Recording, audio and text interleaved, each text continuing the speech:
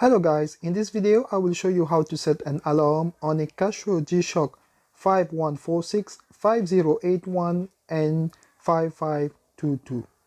The first step is to put the watch in the alarm mode by pressing the mode button few times until you see AL1 on the screen. To set the alarm for the time shown on the screen, just press the adjust button once to turn on the alarm. But if you want to change to a different time, press and hold the adjust button for 3 seconds.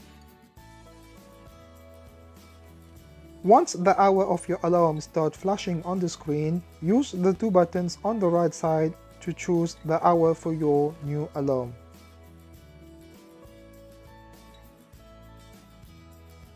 Press the mode button once and now press on the 2 buttons on the right side of the watch to choose the minutes of your new alarm. Once you set the correct time for the alarm, press the adjust button once and press on the mode button to return to the timekeeping mode. Thank you for watching this video and please subscribe to my channel.